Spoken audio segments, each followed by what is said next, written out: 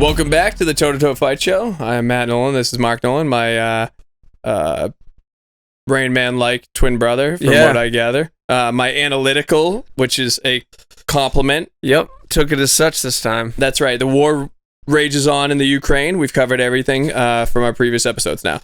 So, jumping back in, we are fresh off the heels of the Watch City Invitational, which I think went swimmingly. Yeah, it's great fights. 9, 10 fights, 12, 15 fights. I have Oh my God, you're not even close. So, what happens? Walk that back. Yeah, so when it comes to fights that we host, I wrap the hands. Matt doesn't wrap any hands. So, what that means is Matt, much like the Charlie Babbitt character, he gets to be front of house and shake.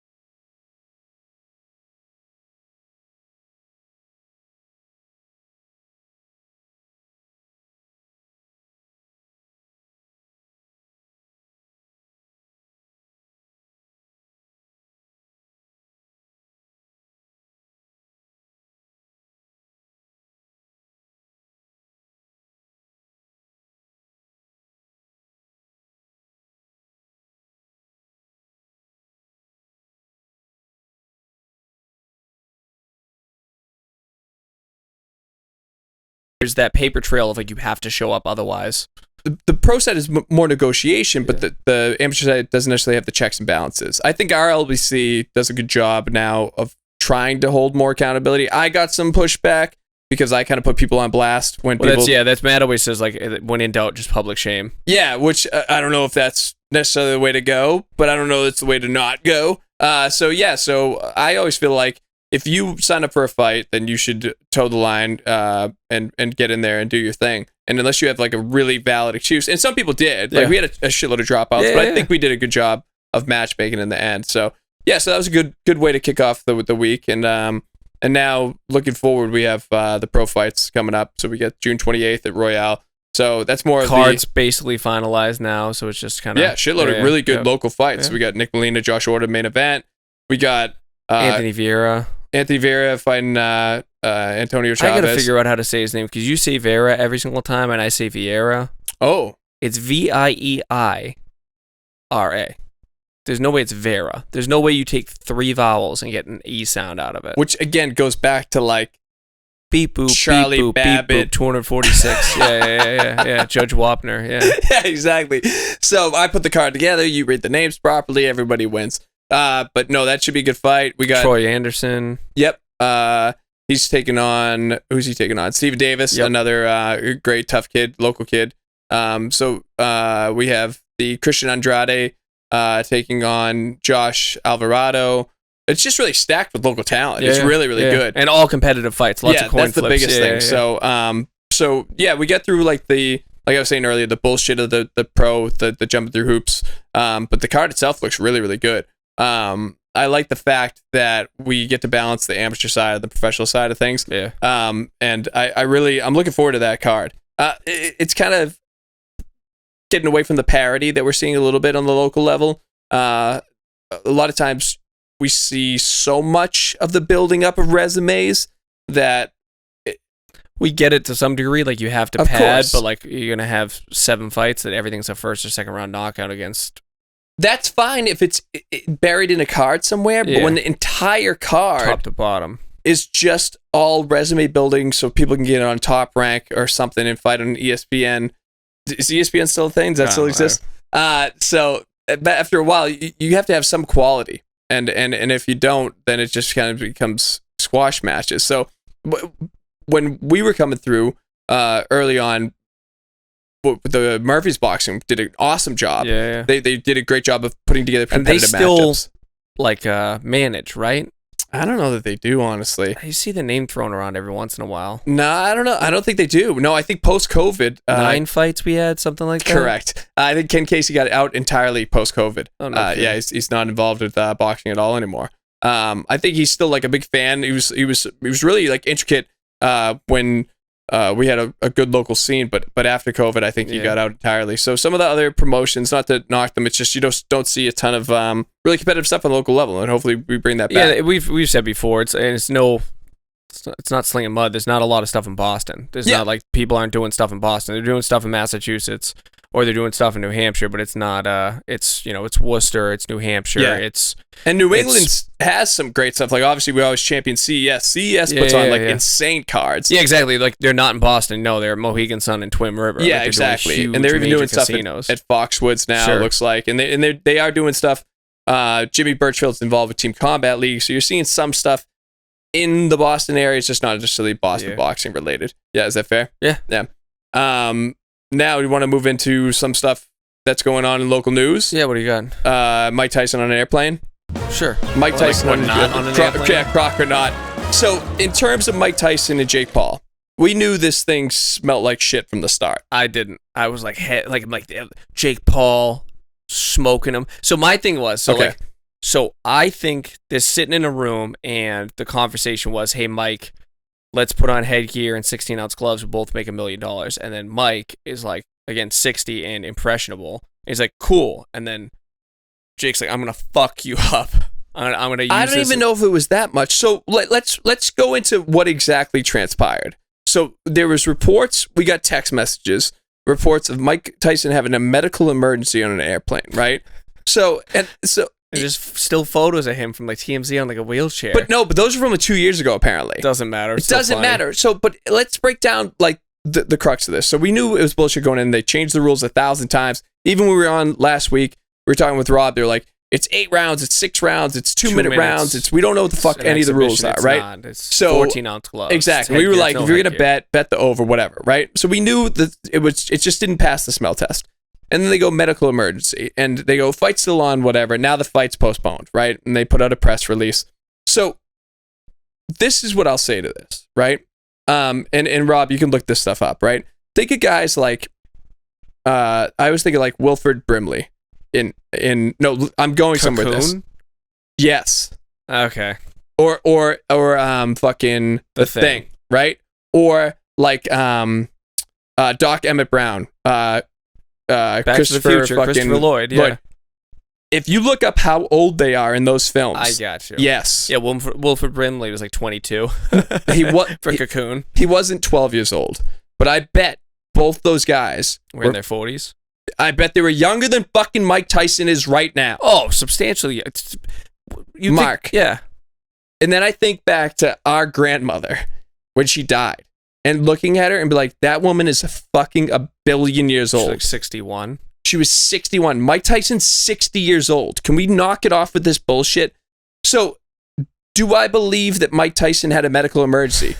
Maybe. I just can't stop thinking of like Mike Tyson fighting Wilford Brimley in like for the role in Cocoon. Is Brimley alive? He has to be dead. Diabetes. Yeah, Christopher Lloyd in 1980. He was 47. 47 years old. So again, holy just shit. Doc Emmett Brown, right? Who's this crazy old ass piece of shit in Back to the Future.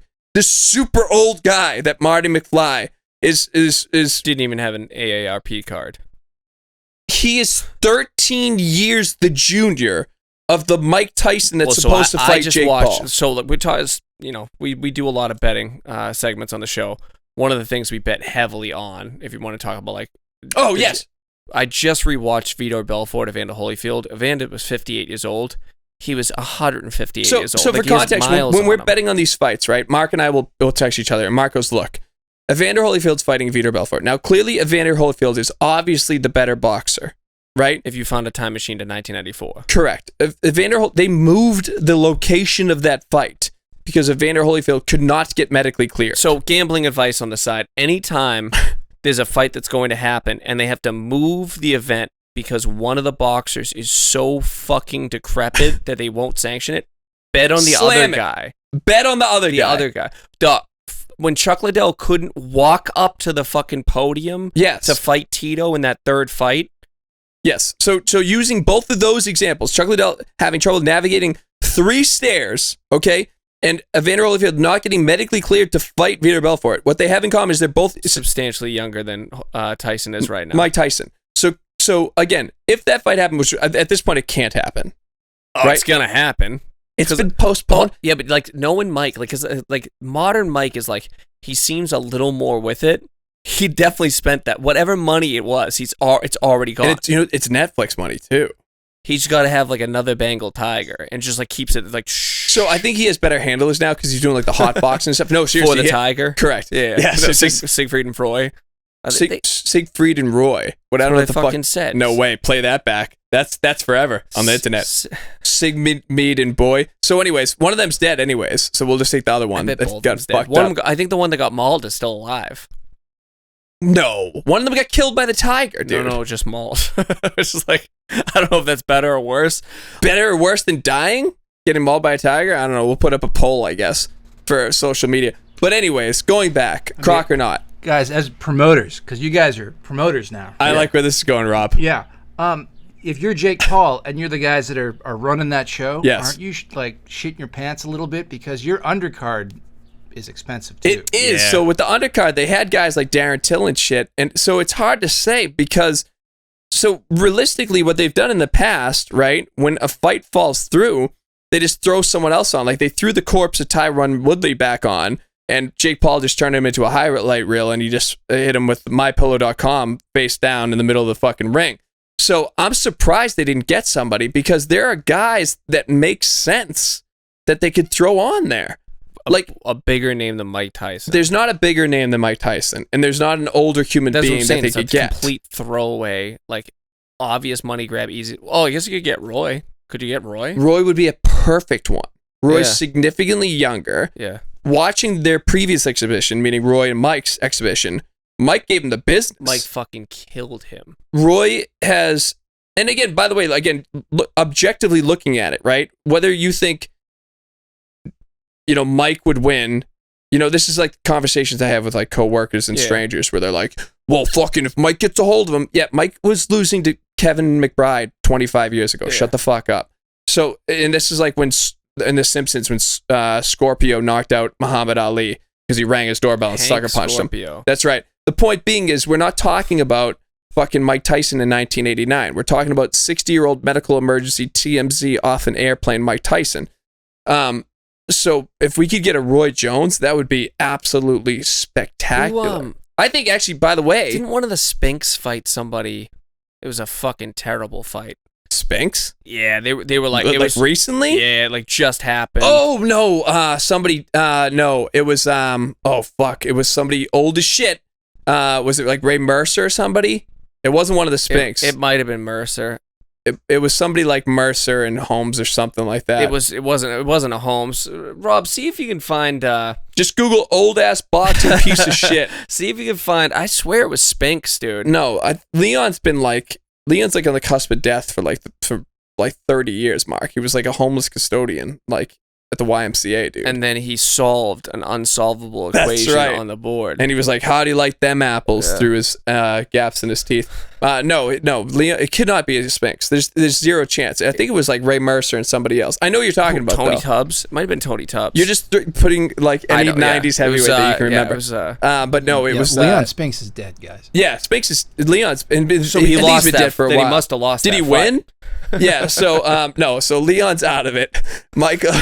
I said Spinks. There's a bunch of Spinks. It could have been fucking any of them. No, it was not a Spinks. But yeah, so Croc or not, Mike Tyson probably had a medical emergency because he's old as fuck. But what could the medical emergency have been? Kidney stones? Like you have I don't know, like an aneurysm, blood clots in your legs from being on the fucking plane, dude. He is. So the wheelchair picture, that was unrelated, but was he wheeled off in a wheelchair? That was 2 years ago. Okay, so like wheeled off for something else because at 58 years old he probably had a different medical emergency, dude. Can we just talk about the guy is $1 million, dude. How that's even a conversation is like crazy. What Rob was saying though, that there's a lot of money on that undercard. Like, what do you do? Like, eventually, like get a Roy Jones. So even if you think about it too, that's the best.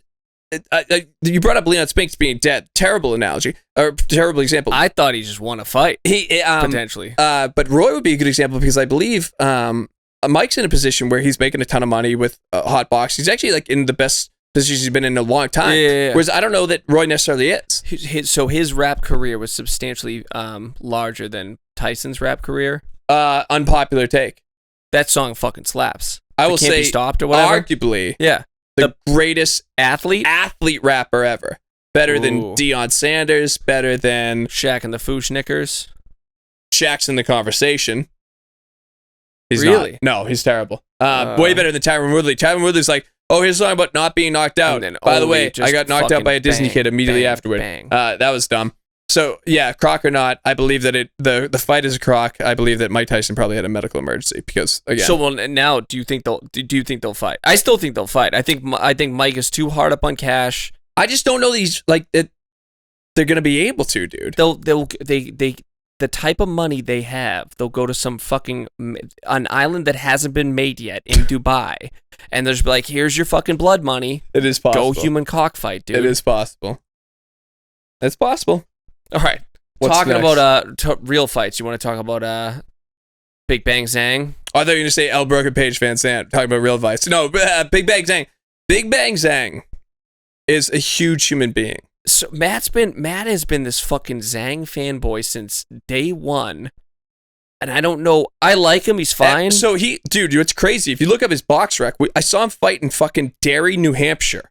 Okay, he was on like an undercard in Derry, New Hampshire. He fought twice in Derry, New Hampshire. I think he lives in Jersey. I'm not fucking saying that. I think he's a resident. Big Bang Zhang, I believe, is a resident of New Jersey. Okay. That's a crazy thing if he is. Okay, I'm telling you. I was unaware of that. If that's true, are you fucking with me, dude? Rob, I'm telling you, Zhang. If you look, is it true? Bloomfield, New Jersey. Bang, motherfucker! I've told you. Big Bang. Big Bang Zhang. Bloomfield, New Jersey. Thank you very much. All right, there you have it. But yeah, he fought on a couple undercards in New Hampshire. Now he murdered some stumble bums. I'm obviously. sure it's not. And I just thought he was some huge Chinese guy that was just crushing guys. Well, speaking of huge, he outweighed That's what I was Wilder say. by 6,000 pounds, and Wilder cut to like 215 or something. The thing with Wilder could have always been kind of a cruiserweight. He was always kind of the lighter side of heavyweight, but he just had that one punch knockout power. So looking at this fight, I've always been a Zhang guy. You know that. Zhang is coming off a kind of questionable. I thought he beat Parker. Yeah. It was a majority decision. He dropped Parker twice. I did think he won that fight. I'm a little bit biased because I'm a big Zhang guy. Going to that fight, we both thought Zhang had it. No Zhang problem. had it because minus 215, somewhere around there. Yeah, because Parker easily beat Wilder. Yeah, I think Wilder.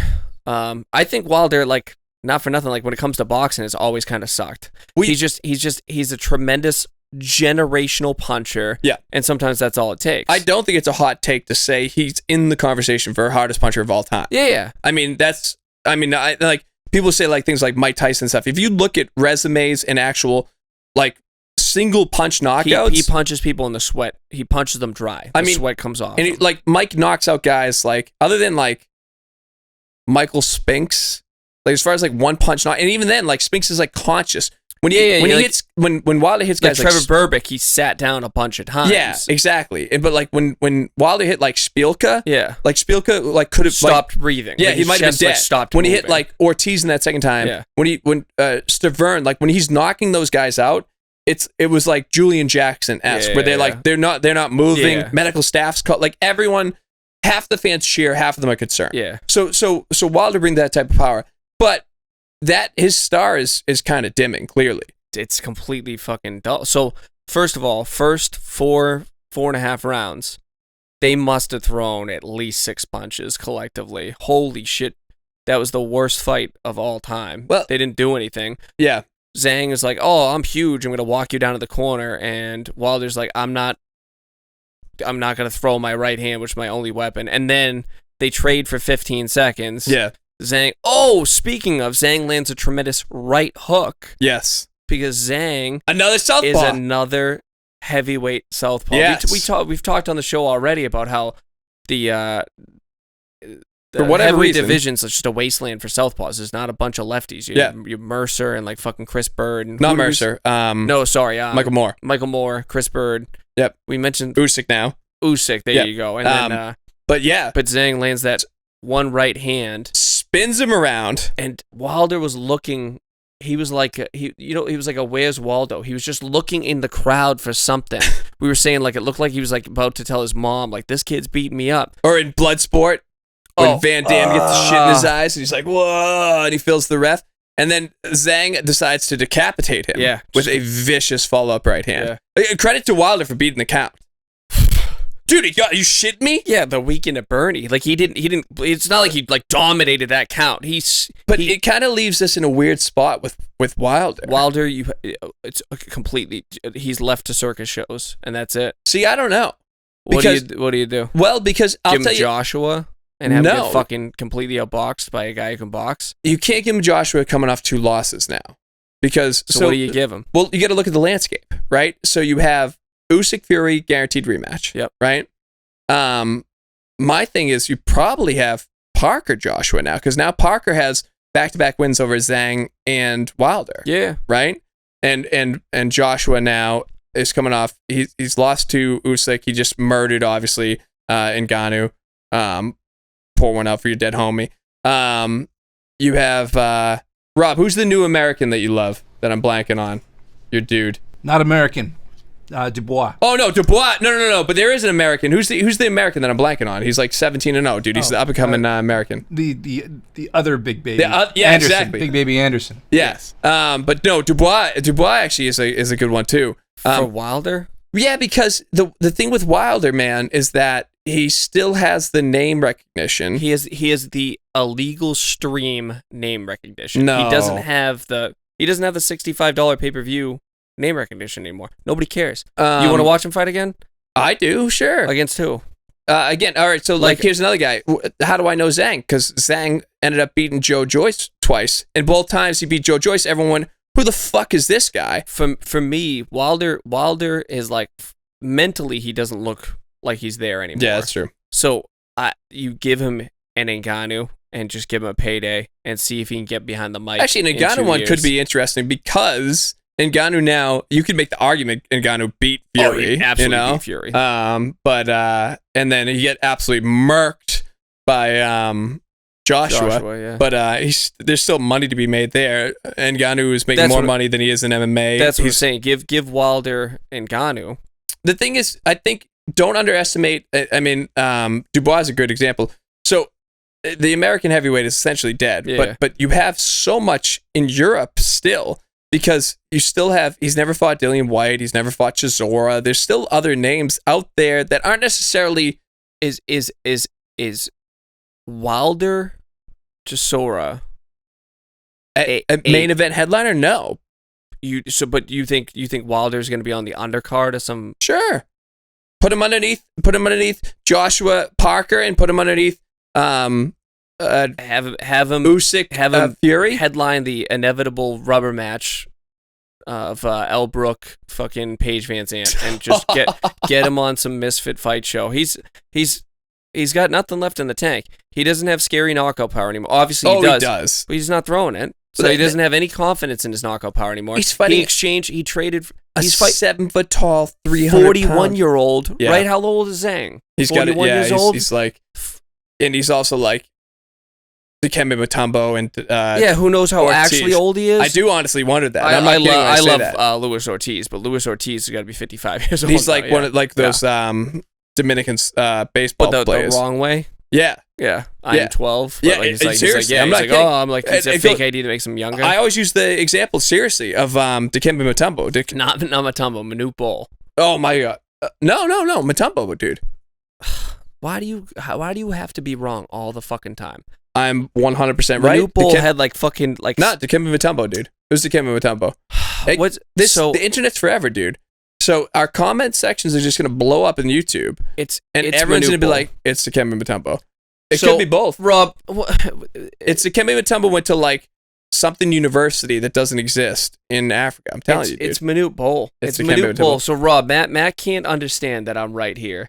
I'm Manute Bol's age is right. up in the air. Yeah. He might have been 50 years old, they said, when he was playing. That's an actual fucking stat. There are news articles that talk about... I think it's Mutombo. Mutombo, Matt loves Mutombo just because on like inside stuff, NBA inside stuff, they would do the 12 Days of Christmas. This and they would is just true. Give Dikembe... So is his age ever in so like? Oh yeah, it's ambiguous. It's not 57. They don't know how old he is. I don't know. It's Manute Bol. It's probably Manute Bol. Who knows? It's fucking Manute Bol, and like you. Had We'll do our research, but NBA Inside Stuff would always have the 12 Days of Christmas, and they would give Manute Bol like 3 days. 3 days, he'd be like blah blah blah blah blah, and like he'd like just talk like a Muppet. No figures. So I'm telling you, Manute Bol's age is ambiguous. They don't know how fucking old he is. he had like scars on his head to like count ages. They count in years. I'm telling you, if you search just Manute Bol age, I'm telling you, there's news articles that are dedicated to him being like fucking maybe 10 years older than what he actually was. I'm under the impression. I mean, he's dead. Yeah, no, Manute Bol is very much. I know he's dead now, but I believe it was Dikembe Mutombo. I'm certain. It could be. It could be both. We'll come back. Put something on it. We'll put $100 on it. Fine. What if we're both ready to push? But it's not both right because you're gonna find one fucking. No, it's not. Okay. Yes! Nick Diaz bet the farm.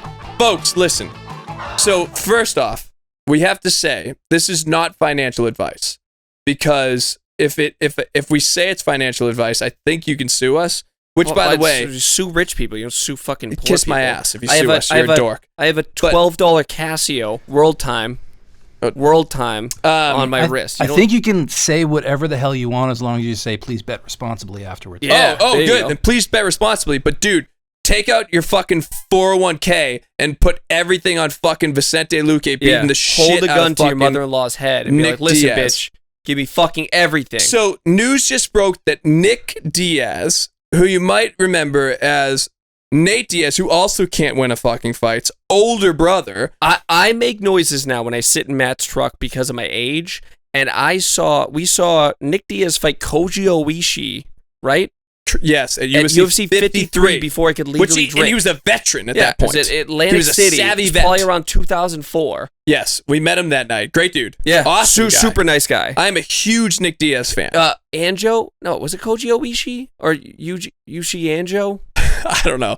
Sounds like you're making like windshield wiper noises anyway, right now. Whoever he fought at UFC 53. But point being is this. Nick Diaz last tasted victory in the octagon in 2011. I want you to all think what you were doing in 2011. I don't even know, was I dating my wife in 2011? I definitely didn't have kids. Yeah.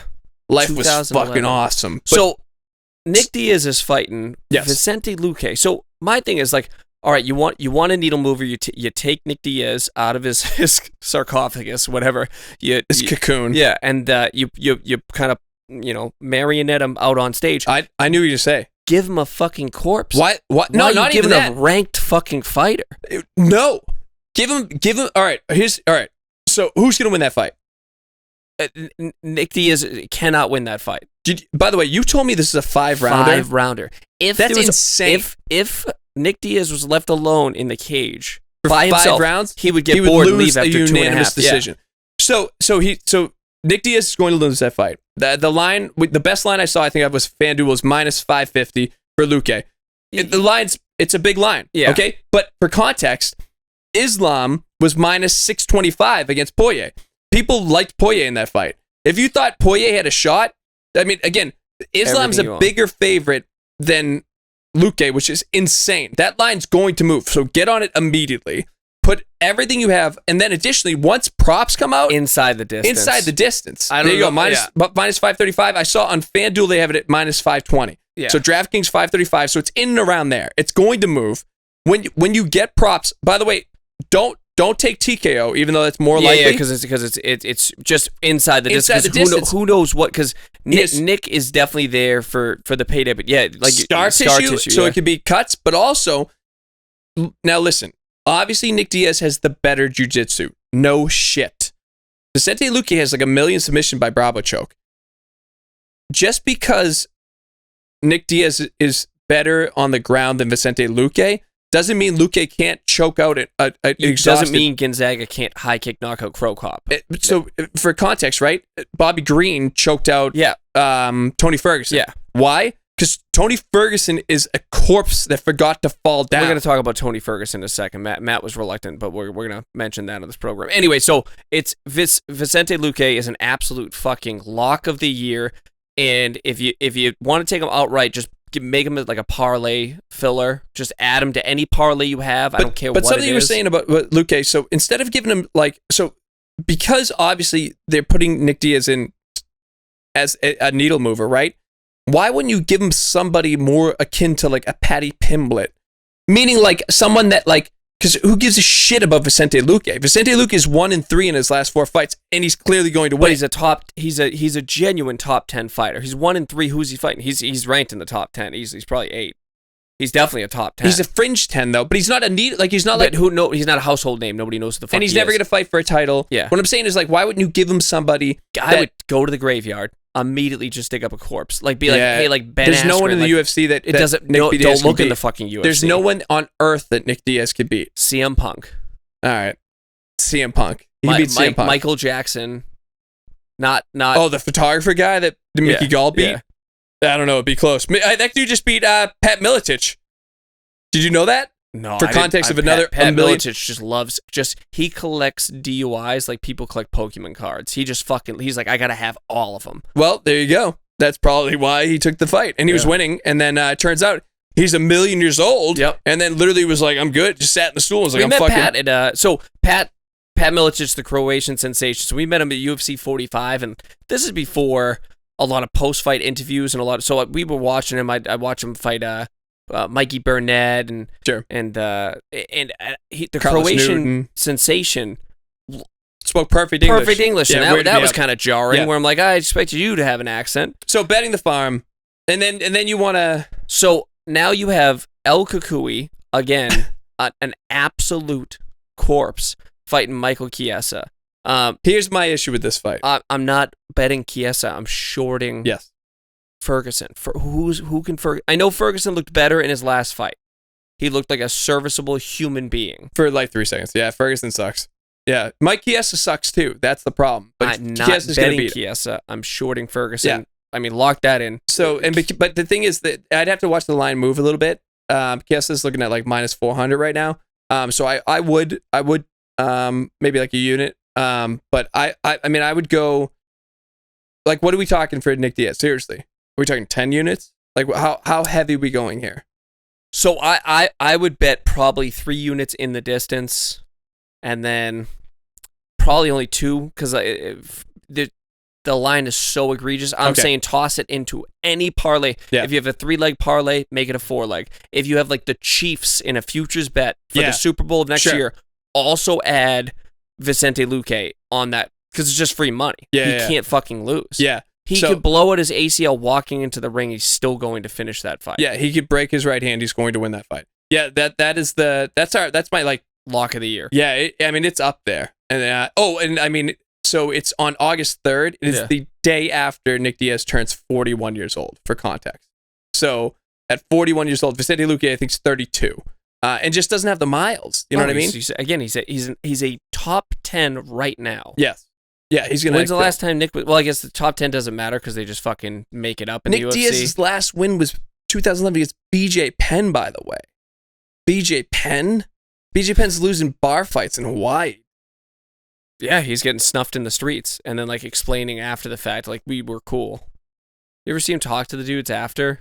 I saw him. Yeah, he's not well. But yeah, for like he's losing like, and then Nick Diaz had 1 fight since I think he had like a fight and he had the loss to Lawler, which Lawler hugged him and was like, dude, if you need help with money, let me know. No, he's like, is everything cool? Are you okay? And he's like, yeah, I'm fine. He's like, no, like, are you okay? Are you okay? And I know. So Matt brought up that's sad. That Lawler lost the first round of that fight. Yeah, I don't think at any point in time anyone was concerned with how that fight was going to go. No. Lawler was Lawler was a fight away from retirement at that point, anyways, against like Nico Price. Yeah. But then for context, before that, I think Nick Diaz had a fight with Anderson Silva in 2015.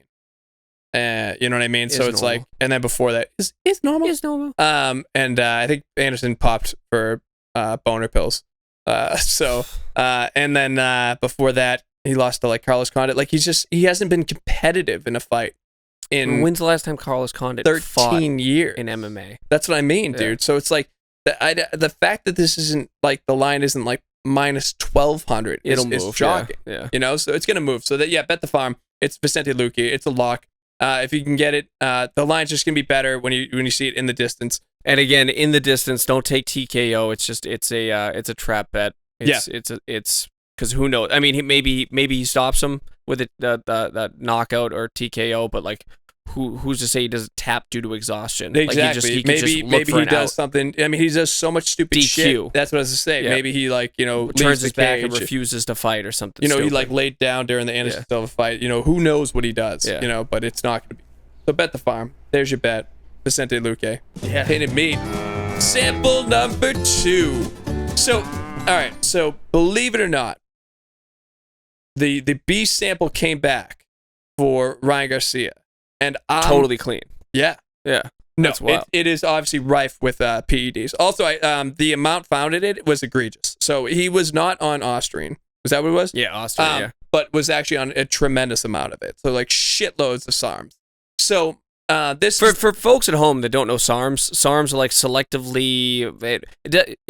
They're fucking. Imagine taking steroids, which they're like awesome. The biggest side effect of steroids is that they work, and be like, what if we gave you steroids that were like substantially better, like the best, but they'd have fewer side effects? Is that cool? Like, so SARMs are really, really good at what they do. Yeah. So that's what Ryan Garcia was on. That's what sample A came back with. That's what sample B came back with, and that the results that they tested and the amounts that came back were extremely high. So this is obviously the go-to that Ryan said, tainted supplements. And then the guys, somebody at the gym, I can't remember who said it, someone that's not done, by the way, was like, well, fucking, it's tainted supplements, man. I was like, are you fucking serious right now with the tainted supplements? So apparently Ryan Garcia obviously like submitted examples of these tainted supplements. If you think Ryan Garcia is going to GNC and getting like, what is it, the Gold Star fucking... Gold Standard Way. Gold Standard Way, dude. The idea that these guys flagship that are worth fucking $250 million... Let me ask you, because you just said, Ryan Garcia is walking into GNC. Like, Ryan Garcia is the one fucking dude you could have picked. Okay. Where he's like, oh, bro, like, just, I need fucking... Isopure fucking whey protein, and he goes into fucking Vitamin Shop and buys something off the shelf. So you pick the one guy where it's like, I wouldn't be surprised if he's like gets his fucking Uber Black and just fucking rolls down fucking Rodeo to get his fucking. I think you're championing how dumb he is, and I do appreciate that. But the thing is, I think you're underestimating rich kids. So yeah, so he used Postmates to get it delivered to his fucking pet. No. This guy, he doesn't prepare his own like chicken cutlets, dude. This guy is so pampered beyond fucking belief. He doesn't do his clothing's picked out for him, dude. But that's like so I remember like I saw Post Malone spent like $100,000 one year on Postmates. They don't give a fuck. They don't care. They're getting shit delivered to their door. So as someone that's almost 40, yeah, it's like Uber Eats, Matt, but you can get a bunch of different stuff. That's what Postmates is. Just deliver anything? They deliver pretty much anything. No shit. Yeah. Well, anyways, but this fucker, this guy's never in the past. He wants something. He pushes a button on his phone. They don't have fucking au pairs at like 25 years old. They have handlers that do all. I'm sure. Ryan Garcia's handler. That's the guy you want to fucking like put your reputation on. Not doing a great job handling anything that Ryan Garcia's getting into. Well, clearly lately. his nutritionist is also his fucking steroid dealer and gives him. So, but they have built-in excuses. They have guys for this. And again, it goes back to Anderson Silva with the dick pills, gas station dick pills. It goes back to Frank Mir with the kangaroo meat. Exactly, and Canelo with the Mexican meat market tainted meat. It goes Overeem with horse meat. Overeem loved his horse meat. I mean, Overeem, let's look at him. And by the way, he just tested positive recently, believe it or not. But who's the fuck with the skin condition? Oh, Chad Mendez. He had like topical, he's like topical steroid. Yeah, because he had like psoriasis or something. So it's all bullshit, obviously, dude. And so I do know what you're saying, and well, I do now because I didn't know what the fuck Postmates were. That's a terrible name for a delivery service. Work on that, Postmates. Fuck you. Like a $1 billion company. All right, good for them, man. They're clearly doing something well. They don't know their demographic because I would order shit right now. So I believe that he orders stuff online. Okay. I don't believe that he took tainted supplements. I don't believe that he ordered anything that could be tainted. I don't believe that he handles any of his own supplements. I don't believe that he orders anything, You don't Mark. think he makes a shake? No. I'm sure he does. Dude, do you think someone's there shaking it up for him? Yes. These are the ultra. This guy believes in the Illuminati. So the people that knows about the Illuminati, the people that believe in that type of shit, understands the are Illuminati. the people that are exposed to a level of wealth that is so far beyond our understanding. Based? That red pill shit? Yeah. How do you not know any of this? Like, you can be old, but you don't understand what kids do? Not overly. I know some of their lingo. Not enough of it, clearly. Yeah, I don't really. Anyway, so crock or not, fucking tainted meat, whatever you want to call it. Yes. Ryan Garcia's juice to the fucking gills. Correct. What do you do now? So, like, here's the thing his with stock him, dude. went through the fucking roof with that fight, because I thought he was. Go ahead. I thought he was selling wolf tickets. Yes. Did his stock go down? No. That's crazy. It didn't. So he missed weight by 4 pounds. He test positive for steroids. Yep. Did his stock go down at all? Went through the roof. I mean, but now, yeah. Okay, so if you're Devin Haney, yeah, to me, that's the boogeyman. Like, he fucked his shit up. I wouldn't want to fucking run it back. I'd be afraid that it's probably going to be either no contest or even possibly. It's got to be no contest. Then it can't be a DQ. But so Ryan can talk his way back into that fight, calling just Haney. If I'm Haney, I would never take that in a million years. I know, because he's going to miss weight again. He maybe takes steroids again, maybe he doesn't. But Haney psychologically is. There's no way he wins that fight. No, so what do you do if you're Garcia? What's next? He has options, dude. Yeah. He's got a million options, you know? Because I bet the suspension, if the suspension is due to, if they say tainted supplements, it's a slap on the wrist, like a 6 month or something. The suspension is always the same amount of time you would have been inactive regardless. Not if he has a fucking needle hanging out of his arm. Tainted supplements is a little different than. The only guys like Big Baby. Like, yeah, if you get juiced, popped every other week. 50 fucking times, you know? But yeah, Garcia's in a position where, and also like Big Baby isn't the type of name. You look at guys like John Jones. Yeah, John Jones, they're like, yeah, if you want to juice, that's fine. He just pulsates picograms. But to go back to your point with Ryan Garcia and like repercussions, like realistically, essentially none. Well, I mean, every time we do this podcast, we just talk about Ryan Garcia. To the point that it's like, I don't even know if we should have even fucking segments. We should just have a fucking Ryan Garcia as a prick, and we talk about it every time, and he's invincible. Like, he's Teflon Don, dude. Yeah. He can do fucking anything he wants because he's fucking kind of handsome, and he has a good left hook. Like, I don't know, dude. So he can call the shots. Yes. So now if you're Devin Haney, what do you do? What's next for him? And then if you... Who going into the fight, Devin Haney was kind of boring. So now I know, fucked. Yeah. 6 shoes. You know, that's the story of that fight, dude. You know. Oh, so yeah, his aunt's moccasins. Yeah. Fuck. I don't know. I know. Dev, your mom's sister's calling again. You gotta put on the shoes, dude. I mean, win this fight. Yeah. So I mean, as far as tainted meat's concerned, Ryan Garcia is very much. I mean, he might get off. By the way, it goes back to like Flip My Ferrari and those guys. Like. I don't think you can get off with whatever. Tainted supplements, sometimes you do. For first offense, sometimes you do, you know? Taint me once. Shame on you. Taint me twice. That's a grundle. That's right. Yeah, that's right. Taint is another term for grundle. That is true. He's way too valuable to get any kind of meaningful suspension. Right? I mean, there's just too much money. We talked about it last week. Like, certain rules don't apply to people, especially like something like this that it's really like a victimless crime, unless you're Devin. The only one that's fucking poor a victimless crime completely ruins Devin Haney's career, and it's like, nobody really was harmed by his actions. Do we care? Crime. Does anyone feel bad for Devin Haney? I kind of like Devin Haney going to the fight, and I still hate Ryan Garcia. And even when else said and done, I'm kind of like, all right, fuck Devin Haney, dude. Sorry, ass motherfucker. Yeah.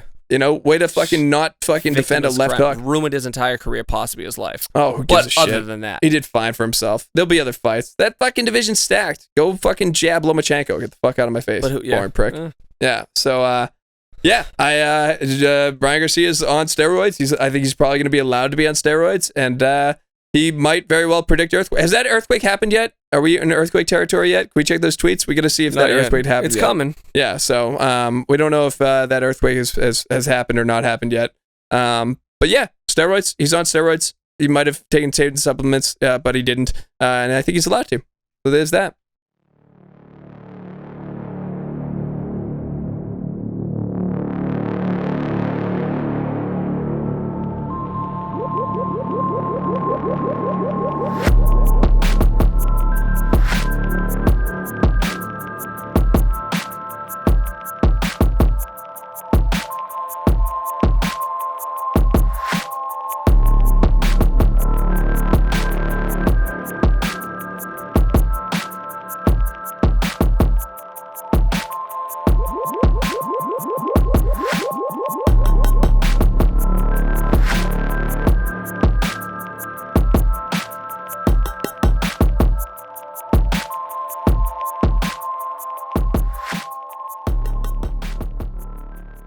Hey, here with Raf Montes. It's I don't want to mess up the name. It's Shadow Fight Goods, correct? Yep. Sponsor for the Toe to Toe Fight Show. Everybody talks about innovation. When it and comes they're to fucking lying all the time. Yes. So like we were talking about this the other day. It was like innovation in bicycles. I'm like, what can you do to a fucking bicycle that hasn't been done already? do they have bells? Oh, most of them do now. They do, yes. Yeah. Well, as a segue, I mean, we did a UFC 302 recap, and they just had the brand new gloves. Brand new glove. Yeah. Yes, and Sean Strickland just shit all over them, and he was no. like, some fucking dorks put these together that don't know shit about fighting, and I was like, we are gonna have a guy on that makes gloves that knows shit about fighting. So do you want to talk a little bit about your background, how you got into gear manufacturing, what kind of products that you have available, and Yeah, Matt, just give him the whole list. Hey, you want to? I love it. He's like, hey, just let me throw a quick question at you and just fucking 20 things. So, all right, Raf, Okay. tell us a little bit about your background in manufacturing. Like, Okay. where did you get started in manufacturing in general? Forget about the Shadow Fight Goods. Where'd you get your start? Okay. So I graduated industrial design. My first job was designing shoes, and I was actually that was a co-op, and then my first real job was designing the helmets for the Navy SEALs. And at least when it's made for the military, it has to be made in the U.S. So that's why I got exposed to actually having factory floors around. No here. shit, I didn't know that. So, okay. Yeah. So and then It makes sense because you don't want to like shop it out to some country and be like, oh yeah, those bulletproof vests work perfect. Exactly. Like, you know, Exactly. okay, That makes sense. Kazakhstan You makes gotta all make your it stuff. And Okay. each country actually has like their own weird way of testing. Apparently, supposedly, Yeah. there's like a goat test where they put a helmet on a goat, right? That's And horrible. then they shoot it. Is and then that, let's is see that if in the goat- America? No, it's not an American country. Yeah, okay, right. Exactly, yeah. But like, there's a circle they like spray paint, and how far the goat gets outside of the circle. It's just a rumor. I can't confirm or deny it. Yeah. Exactly. All right, so you're making these helmets, and then what was like the application of those helmets for the military? Like, It was like the lightest ballistic helmet, and the fact that their night vision couldn't shake.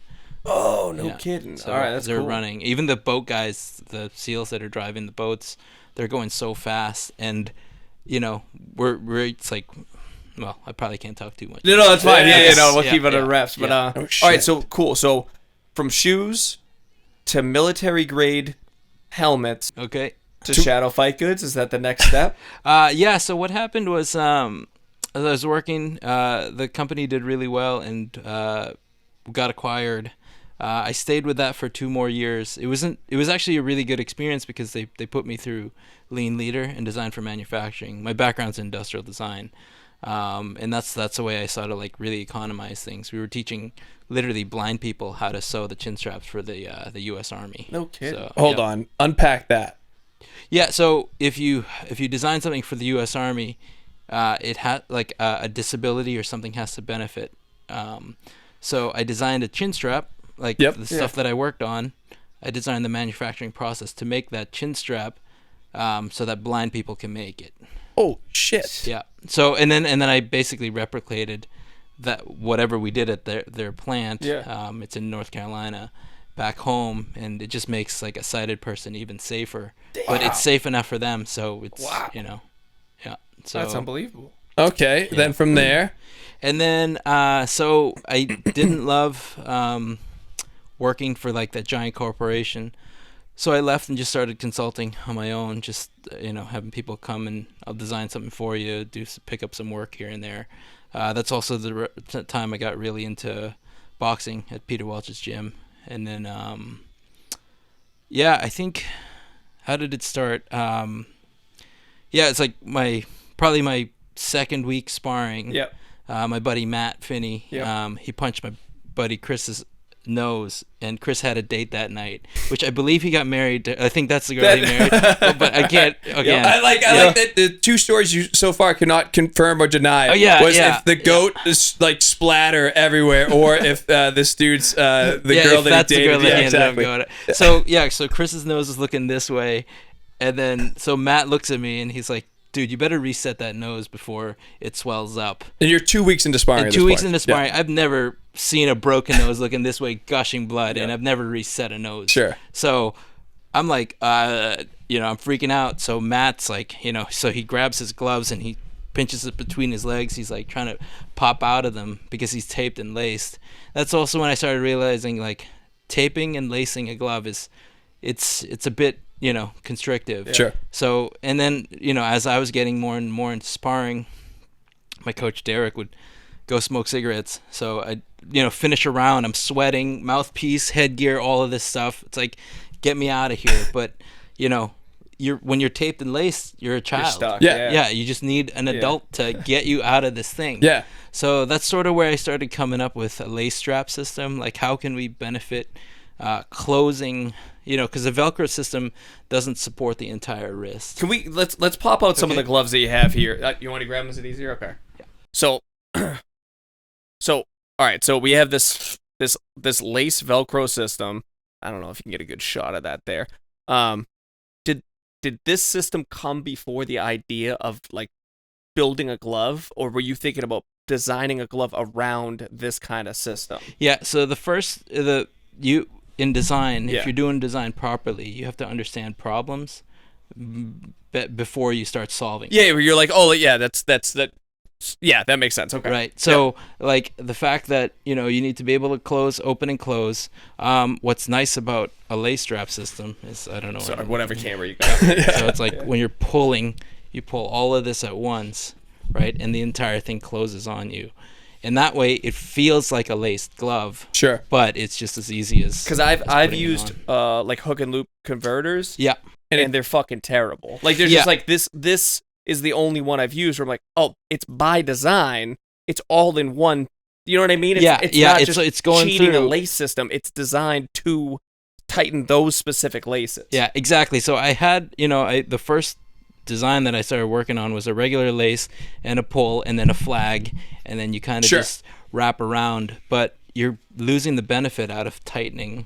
Correct, because you don't get the whole pull. Like that's all the Velcro straps. Obviously, it just supports the bottom, and then also the hook and loop converters. Same idea. Yeah. Where it gives the facade of a lace glove, but really it doesn't give any of the support of a lace glove. Yeah. Yeah. Yep. And Matt and I, so like we were able to look at these a couple weeks ago, and Matt likes gloves but doesn't like analyzing anything, and I like nerd out over this stuff. I don't understand so, like, what you mean. It's for me, it's like a puzzle box, and I'm like trying to figure out all these different things where I'm like, oh shit, I've never seen that before. The thumb placement is very obviously like tucked in a way under kind of the ear or the knuckles, so you don't have that exposed thumb that a bunch of gloves have. That drives me nuts. Yeah, that's the Bennett's fracture that you end up getting all the time. Actually, more important than that is, and you guys know from taping and gauzing hands, right? Like the tighter the skin is, like the more the bones and muscles and ligaments, everything in there can support itself, right? So if you have just like tight skin, that actually works well to be able to punch somebody. Yep. So that's why like you ever like when you spar against like a plumber or electrician, they have like those guys that are just turning a screwdriver all day, they'll hit you and you just fucking it hurts. Yes, exactly. It just hurts. Yes, they have those mechanic style like just absolute man hands. Exactly. Yeah. But exactly. So when you having to tighten all this, right? Yep. So I found that some gloves. So with this glove specifically, we moved the seam. Yep. So we moved the seam much closer to the throat. And that's what I'm like. I know that the thumb is in a much more natural position, but I couldn't figure out why. So it allows you to do this. Yep. Because if you put a boxing glove on and your thumb is like this, look how loose the skin is. Yep. Right. So, but as soon as you do this, the skin now becomes tight. And it's funny because Mark and I have been in the sport for, since we were in diapers, but as coaches, like 22 years, and I've never heard anyone actually. And you look at it for 2 seconds, like, oh shit, okay, that makes sense. The tightened skin on the back, but as soon as you said it, of course, that makes perfect sense. Yeah. And so the other thing too. So first off, coming up with a lace strap system, like, okay, that's a good thing to do. It could go onto other gloves. Sure. But then it also came to a point of, well, what would our glove look like if we were able to make it? Yeah.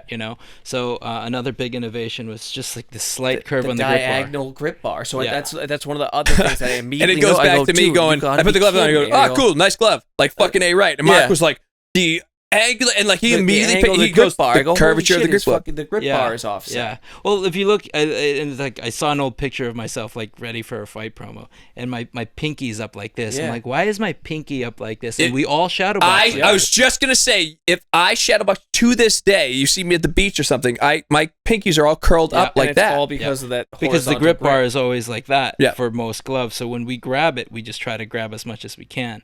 So by just letting it slightly go down, that allows this side to, same thing, tighten up that skin, tighten up that fist. Obviously the other way to just make sure that, these don't buckle is all the handwork that people don't want to do. Yep. Right. Yeah. So strap system, that just bringing in the lace of the thumb, the angle grip bar. One of the things that I thought was super cool when we had a couple of different models was I have super small hands. I got like baby hands. And I'm often swimming in the pocket of a 16-ounce glove. Yeah. You guys have two different pockets. Yeah, we have three sizes. Three sizes. Okay. Yeah, so 3 sizes. 2 of them are 16 ounces. So we actually have a 16, we'll call it a large, and then a 16, I'll call it a medium. Yep. So the medium, it's actually just the same as a large, but it's just a little bit more narrow. And that actually, we found that it's a kind of a strange market to start selling to, because in sports design we have this. You can always tell if somebody was an older brother, right? Yeah. So because the older brother likes tight fitting gear. Yep. Younger brothers have always had hand-me-downs, so Yeah, they're expecting it to be super loose. No kidding. So the medium size, the one that right in between, and then like the smallest size is 14 ounce. But that medium size, I think it's not awkward, but it fits perfectly. It's awesome. Okay. Because again, like from my size really, hand, I'm like, oh damn, that's perfect. And I have found that like manufacturers historically are like, here's large, here's extra large. Yeah. They're like, what the fuck, dude? Like, they make anything that like fits pro our fight pocket. gloves, you get 10 ounce or 10 XL ounce. You know what I mean? Like they don't make. Well, that never made sense to me because like ergonomically speaking, back in the day, it was how much horsehair could we stuff inside this sack? Yeah. And that's what made the sack bigger and bigger, so that it's more safe or less. It's like, we can't. That's crazy. You know what I mean? Like, Speaking of, okay, I haven't talked to you about this at all. Oh yeah. I'm gonna go, and I don't know what you can disclose. I'm gonna go layered latex. Okay. Is that what we're working with here? Yep. All right. So how many layers and like how much can you disclose and how much can you not? It doesn't feel like an IMF. It doesn't feel like a synthetic horsehair. Yeah. It feels like a layered latex glove. Yeah. So layered gloves, right? It's when somebody's shaping all the layers to be able to get it.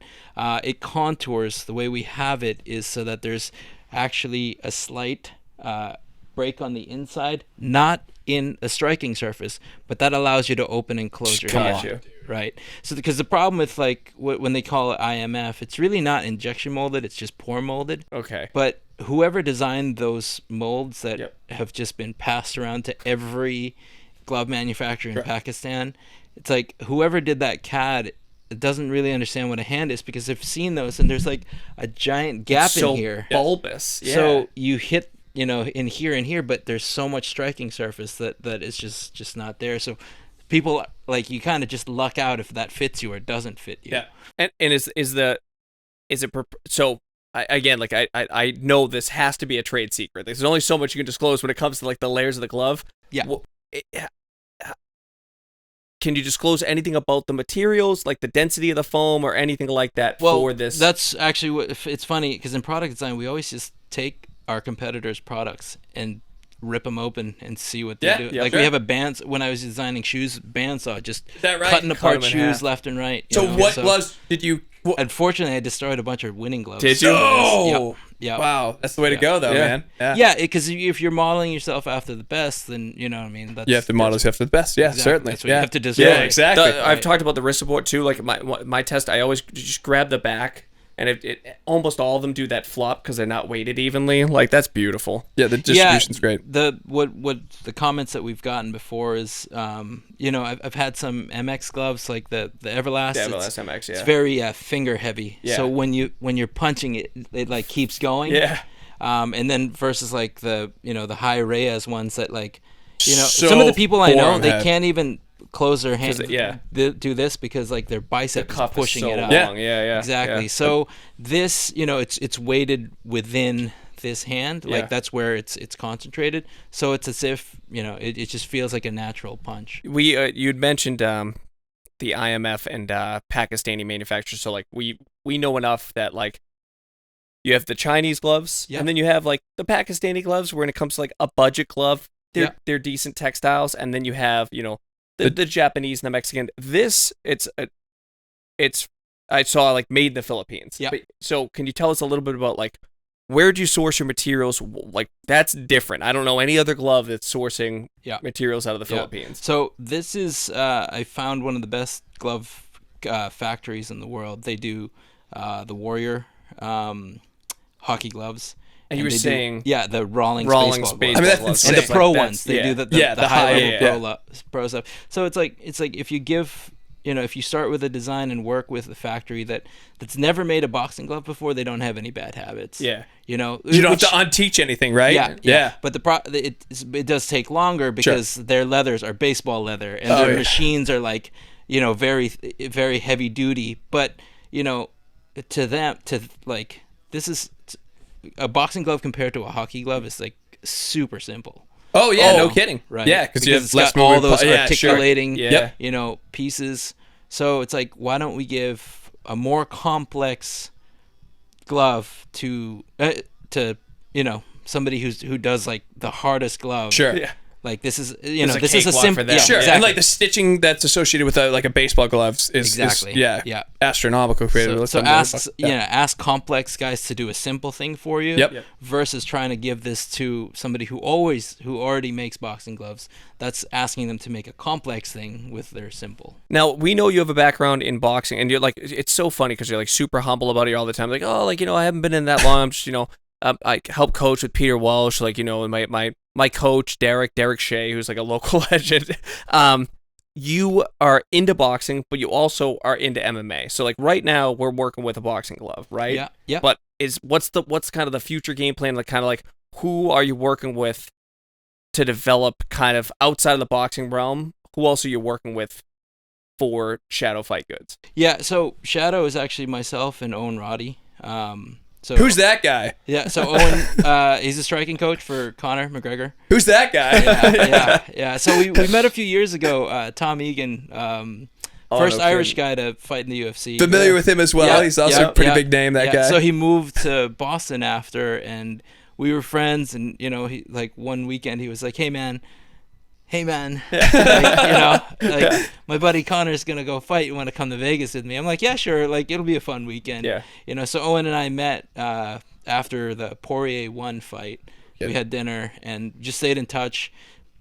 He was interested in headgear, and I was doing the military helmets at the same time. Gotcha. So we just stayed in touch after a few years, and I started developing this and designing, and I gave him a call, and I was like, hey, do you want to, can you sell my boxing gloves in Europe and in Ireland? He's like, can I just be part of it? And, we can conquer this together.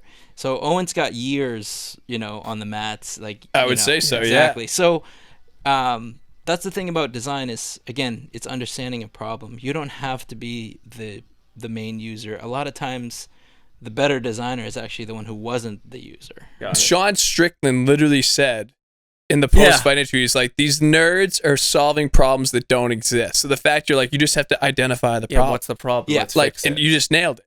And that's it's you have to understand the problem before you solve for the solution. And design is, good design is the one discipline that actually allows you to that says understanding the problem is more important than actually solving the problem. You give a problem to a mechanical engineer, they will mechanically engineer the solution. Sure. You give that same problem to an architect, they will architect a solution. Yeah. Right? So if you give the problem to a designer, a good one, they'll be like, well, what is really the problem? Yeah. And as far as like just my opinion on an MMA fight glove, it's marrying that protection and support to something outside because you need significantly more dexterity. Yep. So I think that, I haven't seen the new glove yet. Yeah. But, and it's 100% on the right track, but it's addressing a symptom of why this thing can't open and close. Yep. versus understanding, hey, it's actually about how the link between the wrap and the outside glove, and that's what we're trying to solve. Cool. Yeah, super cool. Yeah. So right now, are these on the market yet? Are these like? Yep. We're selling these. So that one's black and gold, white and gold, white and gray, black and gray. Black and gray sells out very quickly. Right. That's the one to get. Yeah. Black and gray. Noted. Yeah. And you have these, it's 16s in two sizes and 14s? Yeah, we got two 16s, and then the smallest one is a 14 ounce. I love the 14 ounce for mitt work. Yep. So it's funny. It's like they don't grow that much. I am comfortable in all sizes. Gotcha. Yep. I just don't wrap. You know what I mean? So a lot of guys that can wear a large, if they wrap their hands, they'd be in the medium. Gotcha. Okay. Gotcha. Yeah. And what other products do you have currently, and what other products are you looking to launch? So we just a bit of the apparel. We got the MMA shorts. Yep. The hybrid hand wrap. Actually, that's are these available? Yep. They just landed. Can you walk us through these a little bit? Sure. Yeah. I'd love to. I have I got one here. So, when you tape and gauze somebody, right? The gauze does the protective soft layer, and then the tape is actually the support layer. 100%. So when that impact happens, the tape is doing the job of sending that impact and dispersing it. So Matt doesn't wrap hands. I wrap hands. Okay. Jesus, I take what a lot the fuck, of dude. Like, we get a ton of viewers now. Everyone's gonna know that. And I'll have guys that are like, "Hey, the gauze feels loose." I'm like, "That's not what the gauze. Matter, that's right? not what the gauze is doing. The Yeah. tape is what's doing it." So yeah. Yeah. All right, exactly. go ahead. But yeah. So, but if we switch to a hand wrap, which is like an okay of both, it's an okay. Yeah, the best way to say it. It's boardy enough to be the gauze. It's too boardy to be the gauze, but it's not strong enough to be the tape to actually do that impact. So a lot of times you see in guys, after you have your fabric part, they actually put the tape on there. So what we did instead was we were just sewing a tape at the end, so it's a reusable tape. What we want in impact is that something doesn't stretch, right? This part can stretch. Yep. This part, I can pull on this all day and it won't stretch. Yep. And this came from another helmet technology when we were doing the hard hats. Like the inside of the hard hat has a ribbon in it, so that if a hammer, gets dropped from, 2 stories up, the technology in your hand wraps is Navy SEAL fucking. I wouldn't say that one. Whatever, man. You know what I mean, dude. It's like in sports design, it's all about impact, right? So the fact that this can, take all that stretch. So, and then most recently, this is Hybrid 2.0. We added a non-slip silicone. This way, when you're like. That's what makes it like a tape. Exactly. It's a reusable tape. That's such a wild. When you said that, I was like, reusable. I was like, oh yeah, I get it. Yeah. And I don't know. And then I was like, oh my god, it's such a fucking brilliant idea. It's like literally a reusable tape. When you have your hand over here, when we're taping hands, we pinch one side, we pull, and then we go tight. Yes. And then we go loose on the bottom so that the blood flow can still constrict. At least a good hand wrapper should know that. So that's what basically I'm replicating here. When I do it to myself, I end up putting it on my chin to be able to pull. But it still works. Yeah. So, that's that's available now. That's awesome. And they're all available on your website? Yep. Is that right? Cool. Sick. Awesome. Shadow. Yeah. Where did it come from? Shadow Fight Goods, and where did this logo come from? Because it's dope, and I'm curious of is that your brainchild or? Yeah, I think Owen and I were just trying to come up with names. It's just a cool ass name for a little bit. Shadow box. Yeah, sure. Yeah, you know what I mean. So it's like step out of shadows for so much of the work that we do, and you guys know this too as coaches. Like the work is done in the shadows. Oh yeah. You know what I mean. Yeah. So that's why step out of shadows. Yeah. So that's basically what I took to this, and so S, and then there's an O and an O and an S. So step out of shadows. Oh, see, there was I knew there was something in there. I knew there's no way around it. Nice. All right, nice. Yeah. It's not. We don't usually talk about that a lot, but that's and just a strong shield shape, but shadow I think is there's so much about it. There's it works on a lot of different levels. The speed of shadow, shadow is actually faster than light, right? Because as soon as light's not there, it is shadow, you know. So yeah, there's just we just love that shit. brand. Yeah, it's fucking awesome, dude. Yeah. So that is really cool. Yeah, it's exciting to see this shit, man. I really like it, and like hearing you guys talk about it, it's like cool I'm fucking like I'm so geeked out. I feel like just talking it's for like hours. Right in Mark's wheelhouse. So Shadow Fight Goods, 16s, 2 sizes available now, 14s. The what do you call the quick wraps? What do you hybrid hand wraps. Yep. Hybrid hand wraps. Yep. And the merch. It's funny. You know, we talk about innovation and in boxing. Boxing gloves still look like, you know, they've been made for, you know, 100+ years. Yeah. And you know, the big conversation we keep saying on Owen's side, the MMA side, is the UFC turned 30 last year. Yep. Which is babe. Right. It's a baby. Yes. Like in Major League Baseball terms, that would be 1901. They would something. Babe Ruth would be drinking whiskey and eating hot dogs between innings. Exactly. Yeah. And even the equipment back then, like they had to figure out how to, you know, sew the glove, sew the ball. Like they didn't even have gloves back then. Figuring out, how to sew the baseball, and they didn't have baseball gloves. That's where we're at. So that's how exciting mixed martial arts is. And it's also funny that we keep it's the fact that it's mixed martial arts. So you borrow from this, you borrow from this, you borrow from this. But it's like, but when you mix them together, some things don't work anymore. Absolutely. Right? Yeah, it reminds me of the old like Bruce Lee like kendo gloves. Yeah, you know sure. what I mean? Like that's like, or even just seeing like, you know, when Hoist Gracie and like Remco Pardo were wearing gis in the octagon, or Art Jimmerson was wearing a single one glove. You know? Exactly. And Tank Abbott, they had to raise the side of the cage because he tried to throw Cal Worsham out of it. You know, they're figuring shit out. You know, get rid of fish hooking. How much can you grab? You know, exactly. You know, they get rid of headbutts because of Mark Coleman. You know what I mean? God bless him. That was so awesome to watch. They should bring those back just for Mark Coleman. But yes, the idea is they have to figure all this shit out as they go because it's so new. Yeah, and so we're that early in innovating for mixed martial arts, and you know, just in my opinion, a lot of companies are just saying, hey, that's the shin pad that works for Muay Thai. Let's just use it. And like, and you know, when you watch mixed martial arts training, you're gonna shoot a blast. Okay, double, everyone stop. Right. Let's put our gear on.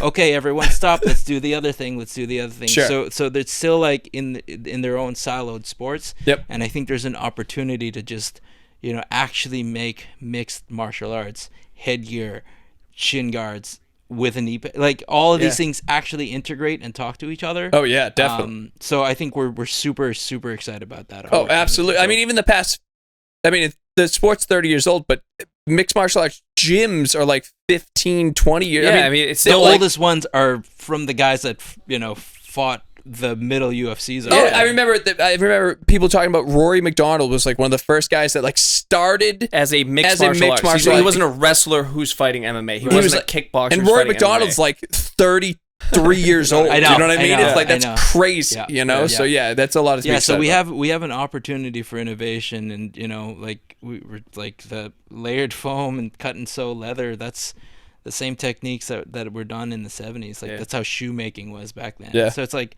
there's a lot of opportunity to innovate here, whether or not, you know, I think there's definitely a need for that. Oh yeah. The sport has a future for that, but you know, how appealing that is to the mass market? There's always got to be a company that's got to keep pushing the edge. Yeah. You know, so but also not going too ridiculous. Like this still has a bit of a classic style. Yeah. Oh sure. You know, it's not.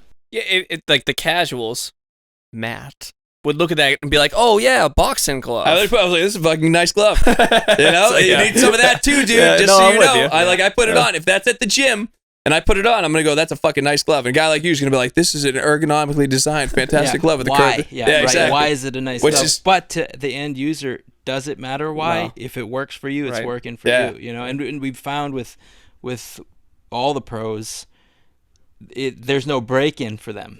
Right. Sure.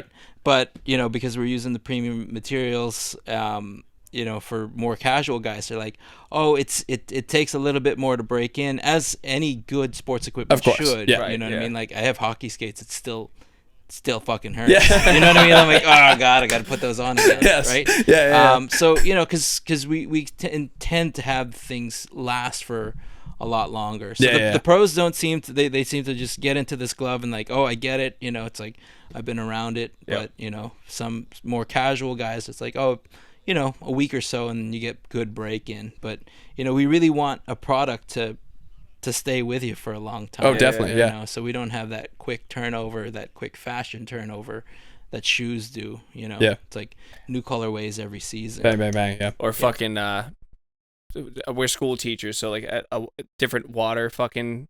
It's the Stanley, and now Same like bottle. you know, it's always like it's the next thing. Yeah, every week. Yeah, exactly. Like I think the kids these days are like all peppered with sustainability, like, and like it's like buy nice shit. Yeah, and it'll last. And it'll be sustainable. Yeah. It's the most sustainable thing you can do for the planet. It's quality stuff. Is invest in quality tools, quality, clothes, like, and that actually solves a lot of reuse problems. Sure. But we're in a bit of a disposable society where it's like, well, what's the next cheap thing? You know? So yeah. But that was awesome. Yeah. Hey, thanks guys. I'm really looking forward to more of this shit. Shadow Fight Goods. Raf, he's the man. Yeah. What else can we say? UFC 302. UFC 302. So I've again, believe it or not, most of my friends are degenerate gamblers, and they're like, "Hey, who do you like?" And I'm like, all the favorites. Like, so it wasn't like a fight. Like it's the card on paper. I looked at it. I'm like, it looked all right. I'm like, it was a fight card. It was a pedestrian card. Every person was. The only reason you considered anybody losing a fight was due to staph infections. People were did you see the staph? Everybody. So Paulo Costa, he had a hole in his foot that was disgusting. Islam and then was covered. in Islam, his left shin. So Islam said he could not train for a full week, and at no point in time did he consider pulling out. Jesus, dude. So yeah, looking at the card, right? One thing that was interesting with this card is the debut of the new gloves. Yeah. So the new gloves historically the gloves are 4 ounces. Yep. They are perfect for John Jones and everyone else to poke everyone in the eye. Yep. They're designed to basically make it difficult to keep a natural fist. They kind of open your fingers. They're a little wider than the ones they have now. They had a very obvious seam, so the seams were causing cuts. That's what they thought. So that's only example I could think of is ever Randy Couture versus Vitor Belfort. 2. He cut his eye with the corner of the glove. What's the other one? That's you're saying Vitor Randy 2. Yeah, the second understood. fight. It's the only example, and that was like 20 years ago. They're saying that a lot of the cuts and abrasions were from and it could seams. Be. You know what I mean? So they bring out these new gloves, and they were a lot of people were speculating. Well, Dustin Poirier was like, dude, he's like, I'm gonna feel my fucking knuckles through these. I'm gonna 302. How many TKOs? Absolutely 0. How many knockouts? None.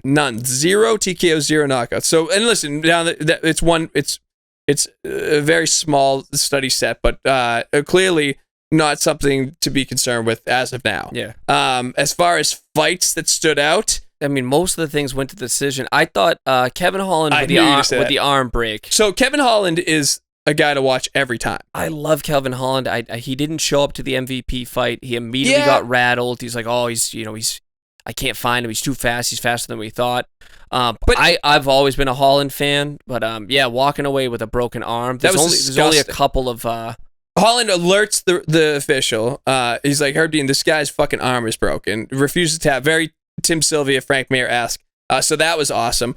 I thought Sean Strickland, Paulo Costa, although a decision, I thought it was exciting. Well, you had the terrible judging because it's insane. Strickland dog walked Costa the entire Dominated time. Them. So much so at the end of the fight, he was throwing Hong Kong Fooey fucking ninja kicks. The 5th round was awesome. For who? Strickland. Just Sean Strickland. And so one judge had a 50-45 Strickland. Which I have no problem with. I had a 49-46 same. Strickland. But one judge had it 49-46 Costa, with the only round being the 5th round for Strickland. So the only round was the ninja kick round. So it goes back, all judging sucks. Every fight sport's rigged. And they got the right guy. Thank God, but holy shit, that was horrible. Who was it? Cecil Peoples that used to get every decision wrong? Used to. He still gets there. He's horrible, dude. And the main event I thought was sneaky good. I thought for me, so the line was so heavy on Islam, like you said. Everyone and their brothers like, the Gilly Goose. He said like Dustin's gonna sneak in a guillotine. I'm like, no. Well, even it's funny. Not. I saw a great interview when they were interviewing Islam. Like, anything you worried about, and he was like, yeah, it's guillotine. But DC was on the call. He's like, he's being disrespectful. He's being inside alive. He's like, no, brother, no. So, obviously he was joking. Dustin, great guillotine. Oh, but also I think what distinction? I think Dustin. Yeah. So they said a choke artist in title fights.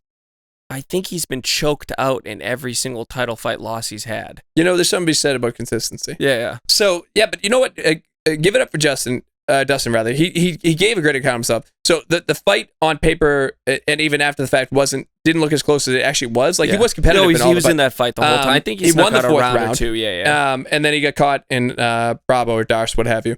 But overall, I thought it was a decent card. Yeah. Not really like a ton of fireworks. Well, so Dustin gets on the mic after the fact, and he's like, Joe, this might be my last one. And immediately, Volkanovski's like, hey, let's run. And it's like, dude. But you know what's funny? We talked about Wilder, and then you look at Dustin. Dustin's a guy that can lose every fight and still have a career. That it's completely different than Wilder because he has tools other than a single right hand. Yeah, like a guillotine. Just jump guillotine every time it gets taken down. So I know. So now here's one question though. Islam, they're speculating is going to move up. What do you think about that? So I mean, I don't think he's done enough at that weight class yet. He's only defended once. That's what I'm saying. But the UFC, it doesn't matter because if you're gonna if it's a big money fight, so like if he's moving up, who's he fighting, and is it worth it to Dana? Do you know what I mean? Thing. Yeah, I don't know. Because Holloway jumps around every other day, and he puts on particular fight. No, that's what I'm saying. The BMF belt. But Holloway is a different beast. In terms of ability, Islam is the better fighter. In terms of marketability, Holloway blows them away. Yeah, I think you'll get more and more because again, it's like there's still like the ghost of Khabib, where they're like any sort of Dagestani fighter. Yeah. They're like, oh, you know who he reminds me of? Khabib. Is that Khabib guy? I'm a huge Islam guy. Yeah. I like him. I think a lot of people sleep on the fact they talk about marketability and the fact, but his English is great. Yeah, that's huge. And I think he's funny as fuck. I do too. He's really clever. And he's less brash than like a Hamzat, which makes Hamzat's a little more. Hamzat's an asshole. No, I know, but what I'm saying is, I like Hamzat. The asshole shtick works if you're Colby Covington, if you're Sean Strickland. Yep. It doesn't. People are like, oh, fuck you. Like we don't want to watch you win. Yeah. Islam is like the dismissive. Yeah, it's like, kind of funny. Yeah. And Islam, he's well-rounded. Obviously he's a wrestling-based and submission artist, but he does have striking. Do you so for Dustin, I'd like to see him not retire, and I'd like to see Volkanovski's a great fight. But yeah, that's what I'm saying. I would like to see him just do a bunch of money fights. Guys like El Kakui are so far gone that they can get hurt. Like they're not entertaining anymore. How Dustin performed against a guy that might be number one pound for pound right now. Yeah. He's at least in the conversation. No, he's he's in the top 10. Dustin handily lost, but he didn't get blown out of the water. Yeah, he looked like he belonged in the octagon. He did belong in the octagon, whereas someone like fucking Ferguson sucks, dude. And I say that like I know that's Ferguson sucks now. Like that's Tony, retire. We love you. Yeah, like you put on great shows for forever. I don't want to see BJ Penn ever fight again. I don't want to see Chuck Liddell ever fight again. Like, your time is your time, and then once it's gone, it's gone. As far as like the gloves go, that's great. Can we invest in some soap? Why does everyone have staph infection, dude? It's fucking disgusting, dude. I don't have an answer. Like I love you looked at me like, why do they have a staph? I have no idea why they're fucking on. But after a while, clean your mats, bro. That's fucking horrible. And the fact is, like, I know, like, I kind of like wonder about UFC doctors and shit sometimes too. The fact that Mike Bisping was allowed to like fight with one eyeball and nobody caught on it. Michael Bisping staring at two people at the same time, and they're like, everyone's like, "Oh yeah, Mike's eye is ugly." No, he only has one fucking eye. But, like, you have to do pre-fight physicals. They like, hey, you have jungle rot all over your leg, Islam. And by the way, when you fight someone, dickhead, you can give them staph. You think? Yeah. That's how you fucking get staph, dude. And like, by the way, staph is like MRSA. You can die from that shit. Remember Kevin Randleman? Oh, don't start, you fucking asshole, dude. I mean, that's like Kevin Randleman. Kevin Randleman just loved when I say he's in my top 5 now, favorite fighters of all time. He's the best. Fucking loved Randleman, and he's like, yeah, like, I got sexually molested. I got into a car accident, and an engine block took part of my skull out, and then he got a staph infection where there was just Rob, you want to blow people's mind? You want look up Kevin Randleman's staph infection. It's the worst staph infection I've ever seen in the history of combat sports. Yeah, it is a softball size. Yeah, softball size. Mark, this fucking guy downplaying it. Hole in this dude's abdomen. It is It was in his like armpit. I've never seen anything like it in my life, and he survived it. And but like he's the type. I don't even know if you can show it on this pod, dude. It might get blurred. I can't show that. Yeah, he goes, I can't show it. It's literally so those of you at home, if you have strong stomachs, it's but it goes to show you, man, staff's nothing to be fucked with, dude. And the fact that these guys, if anyone's ever had staph, not only does it leave you respond to fucking basic antibiotics. Not only does it leave you looking like you have leprosy, it gives you the feeling of like the flu, yeah, COVID. You have high fever. It's horrific. Your body doesn't fucking work. You have aches and shit. It makes you feel terribly, terribly, terribly How ill. upset are you, Rob, that you just had to look at Kevin Randleman's hole in his fucking Yeah, we might have to get a new producer. That was my bad, Rob. Sorry about that. So I was like, hey Rob, look up corpse rotting flesh. Look up Faces of Death 3. Look up steakandcheese.com. So throwbacks to the 90s internet. But yeah, so for those, credit to Islam too for lying to the medical staff. No, I'm just kidding. No, Islam said he had it for a full week. He was there for a full week. He could not train. He's like, at no point did I think of backing out. Which also, like, that's kind of a mind fuck if you're Dustin, where you're like, yeah, I had like a life-threatening ailment, and I still fucking destroyed you. I know he was in the fight. What did Paulo Costa say anything about his? Costa's just drunk on wine the whole fucking time. Who knows? I honestly. By the way, if you want a guy flip my Ferrari, a must follow on X. If everyone was following Ryan Garcia, yeah, everyone needs to follow Paulo Costa. That guy has zero filter whatsoever. He is the gift that keeps on giving. He might be the most electric follow on X. Speaking of following, you want to talk a little bit about our strong female lead?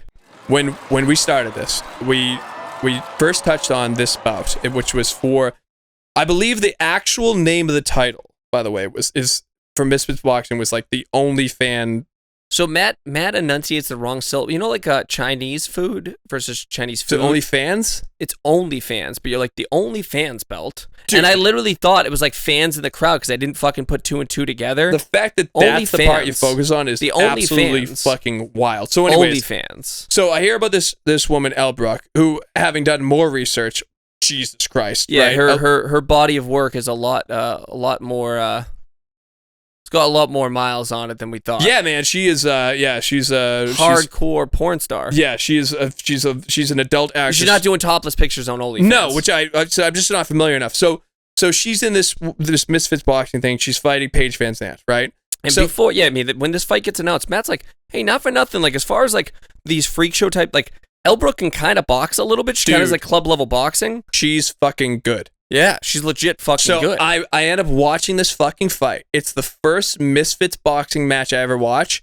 I legitimately might tune in again to fucking watch Elle Brook because she's good at boxing. The first round, bang, bang, she turns over a perfect right hand and drops right hand. And I literally telegraph at all. I yelled, and I was like, I'm fucking cheering for this Elle Brook chick.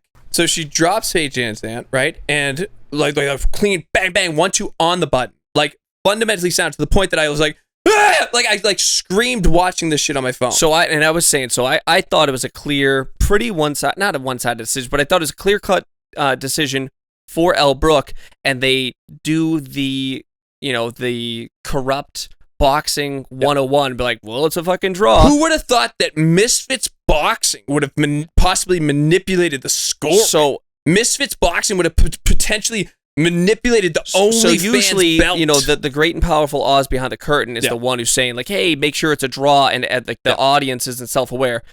Elle Brook immediately gets on the microphone. She's like, yay, Paige, it's a draw. We get to make more money and run it back. Again, it goes back. The reason I'm such a fan is her self-awareness. So a few things. I think it's too easy to criticize Paige Van Zandt as low-hanging fruit. Paige Van Zandt is not an upper echelon mixed martial artist or boxer, okay? She does not suck. She has good wins in MMA. Do you not agree? I mean, the last time she had a good win in MMA was probably the last time Nick Diaz had a good win in MMA. Sure. Like, but Nick Diaz isn't getting dropped by fucking porn stars. If Johnny Sins goes out and goes bang, bang, and drops Nick Diaz. I've seen Johnny Sins as an astronaut. I've seen Johnny Sins as a plumber. I've seen Johnny Sins as a boxer. And that guy's got fucking hands. And a hammer. So anyways, repairs. That's right. When he's a carpenter. No, but like in all seriousness, like clearly Paige Van Zandt, by the way, is the female combat sports. You can only think of Johnny Sins. Doesn't have right as deep a talent pool as male combat sports. That's fair. Just because it's more in its infancy. Yep. It just doesn't have as many eyes. Doesn't have as many. It doesn't have as much talent. It doesn't. Paige Van Zandt has wins over like Felice Herring and Rachel Ochovic in MMA and stuff. So she has defeated good people. Going into this fight, you can tell that Paige Van Zandt is past her prime, and additionally is not necessarily fucking locked into combat sports at this point. She's training still. I know, but like she shouldn't have looked past this girl because she didn't look past her. You think this is her fucking limit? I think this is her limit. I think Elle Brooke is better than people realized. Elle Brooke is a very, very serviceable club level boxer. Bang. Like you said it right there. Yeah, she works hard. She's got decent hands. Like you could put her in any club show. And good power. No, I know. Also, she sat her down. The size discrepancy was glaring to the point. Paige Van Zandt was wildly larger. Yeah. Paige Van Zandt is not a huge person. In fact, she's a very, very small person. Haven't met her. No, she's fucking tiny. She's been augmented. Some things are bigger than they used to be. She's up to my armpit, bro. So boobs. Yeah, that's right. So, but Elle Brooke was way strong. Yeah. Had like an obvious power increase. So, the decision I didn't agree with. I did think Elle Brooke won. I didn't think it was a runaway because Elle Brooke didn't have the output and the ring savvy. But yeah, I thought I was shocked. There was other really, really shitty boxing matches. Le'Veon Bell. Le'Veon Bell won a boxing match that sucked my ass and stunk. Le'Veon Bell. So somebody's got to my get ass in. It stinks. I think it's the G.G. Allen song. For all my G.G. Allen fans, what's up? What's good? So we don't Google Kevin Randleman staph infection and don't fucking Google G.G. Allen. All right. We were talking about Le'Veon Bell. Le'Veon Bell has parlayed his football career into a let's make misfit fucking money. This feels like a joke. No, it's not. Somebody like can Le'Veon Bell's manager get a hold of Greg Hardy and be like, stop getting fucking knocked out. So we've talked about Team Combat League on this show before, and Team Combat League, really cool fucking premise where it's one round of boxing, it's 12 total competitors over 24 total rounds, round by round scoring. Whoever has the most amount of points, their team wins. Well, Greg Hardy is on one of these teams. I don't know what team. I can't remember. It's not Philadelphia. It's not Boston. But it's one round, and he is getting more Z's than fucking that Sleepy Time fucking tea. The one with the bear on it. I think I like ever drink tea to go to bed. Segue for this part because it's strong female lead. Because I seriously I got you. Because Greg Hardy's a wife beating piece of shit. So it's always rewarding to see him get fucking the shit kicked out of him. But he just keeps on falling down. So he sucker punches knockout one teammate in football, and he's such a clown that he gets fucking cut. And then he parlays that into a combat fight career. He just rips fucking an albuterol inhaler in the UFC, and gets slept by Tai Tuivasa. He gets knocked the fuck out in Bare Knuckle Fighting Championship, gets knocked the fuck out in Team Combat League. Is there anything that guy can't do? So yeah, Elle Brooke looked great. Paige Van Zandt looked fine. Greg Hardy did not. Yeah. All of which are big win for women, in my opinion, because Greg Hardy is a wife-beating piece of shit. Allegedly. No, that's not an allegation. Oh yeah, was that right? Yeah, that's like stuff that happened. Yeah. Greg Hardy. Ugh. But yeah, well, keep it down. He's still sleeping. So yeah. Greg, if you ever want to come on the show. Yeah, we got a room. Toe-to-toe fight show. Mad Mark Nolan, Greg Hardy. Good looks. We'll love the stuff you're doing. Getting knocked out constantly. And we got a bunch of pillows here if you want to make yourself comfy next time you get slept. Yeah, and Elle Brooke, if you want to come on the show, we have a leather couch. You can invite some friends. Yeah. Got plenty of cameras. Yeah, we have it. Rob, do we have the budget to fly in Elle Brooke from England? I'm getting a nod from the producer. Yeah, so our budget allows it. So Elle Brooke. Paige Van Zandt, if you want to invite Elle Brooke on the pod, that'd be cool. So that'd be awesome. Still sour, but so again, we were on, we had one of our fighters fight on the first Knuckle Mania card. Paige Van Zandt didn't need to kiss our ass, but she could at least. She was in her own locker room by herself. I don't even think I didn't see her pretty much even in passing. I saw her. Yeah, I saw her. Private weigh-in. Not even like a. But yeah, no, seriously, if Paige ever wants to put us in contact with Elle Brooke, we'd really appreciate cool. that. So thanks, Paige. Yeah, good looks, Elle Brooke. Congrats. Oh, Elle Brooke retained the title, by the way, through a draw. The OnlyFans title. Look at dude, I'm not a subscriber. OnlyFans. OnlyFans. Oh. OnlyFans. Thank you.